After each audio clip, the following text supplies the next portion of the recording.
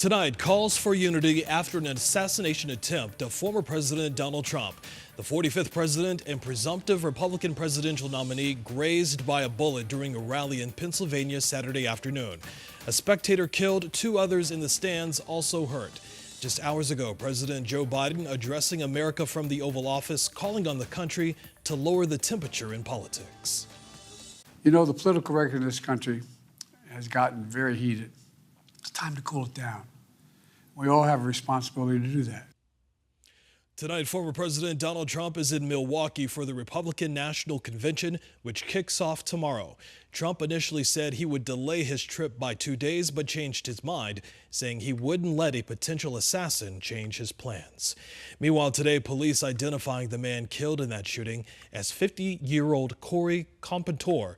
He was in the stands at the time at the rally with his family and were told that he shielded them as those shots were fired.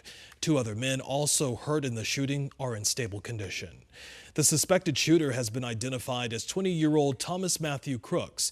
Tonight, as investigators continue searching for a motive behind the shooting, there's already disinformation being spread about him. Tonight, Ariane Till is here to separate fact from fiction. Something that said, take a look at what happened.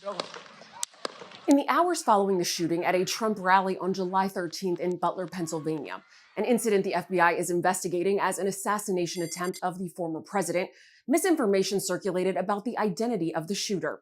So let's verify some key questions about the alleged suspect using these sources. First up, what do we know about the shooter? The FBI identified the shooter as 20-year-old Thomas Matthew Crooks of Bethel Park, Pennsylvania, a Pittsburgh suburb about 50 miles from the Trump rally. The Secret Service confirmed that its agents shot and killed the suspect. Federal campaign finance records show that when Crooks was 17, he donated $15 to Act Blue, a progressive political action committee. Pennsylvania voting records show Crooks is now a registered Republican. November would have been the first presidential election he was eligible to vote in. Has an official picture of Crooks been released? No. In the aftermath of the shooting, several photos claiming to be the suspected shooter went viral, but none of them are of Crooks.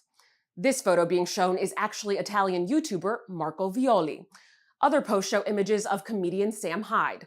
Photos of Hyde have appeared online since at least 2015 after various high-profile mass shootings across the country and have become a sort of meme associated with gun violence.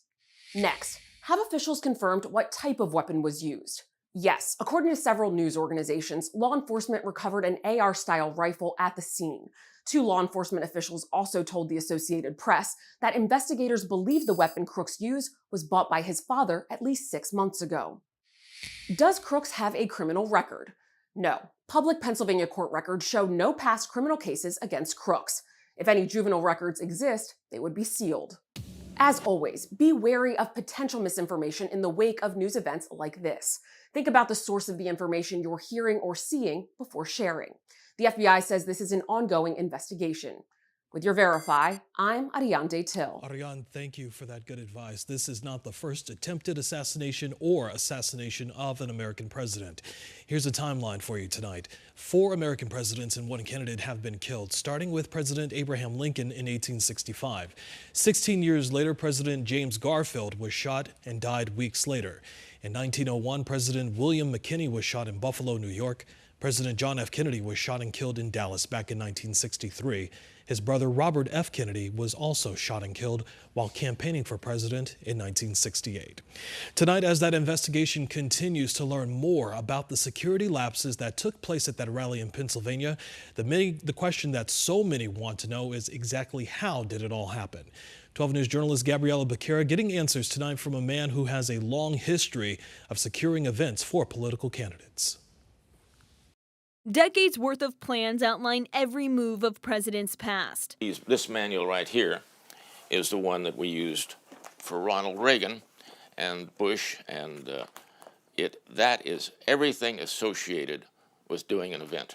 As presidential advance, Frank Thorwald planned travel, rallies, all kinds of events outside the White House down to the minute. In an ideal world, you'd have a bubble and nobody would be out of that bubble and you could protect somebody. But it's not an ideal world for those kinds of things. And with every move, he says the White House also prepared for the worst. The word was, if something happens, it's on you. If the president gets killed, it's on you. So you always were very, very cautious in what you do and how you do it. That happened on Saturday when a gunman shot former President Donald Trump from a rooftop roughly 148 yards away. Somebody messed up. And I say that because Secret Service is extremely good. They're one of the best, if not the very best, security service in the world. Thorwald says long-distance threats are the hardest to protect from, but typically Secret Service will identify every location that has potential for a shooter.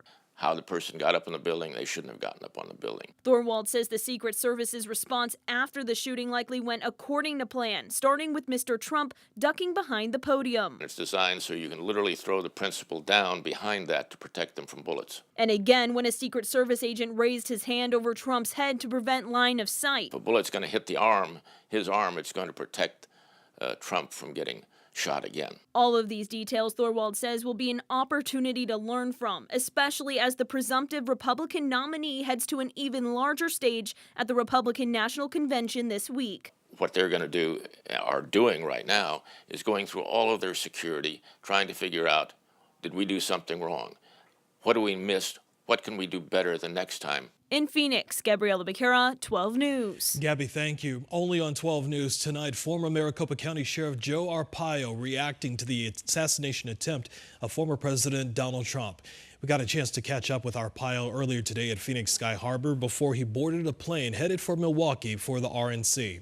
He said he's sending his condolences to the victims involved and says he does believe the Secret Service did a good job rushing to protect the former president, but says he would still like to see a full federal investigation of how this happened.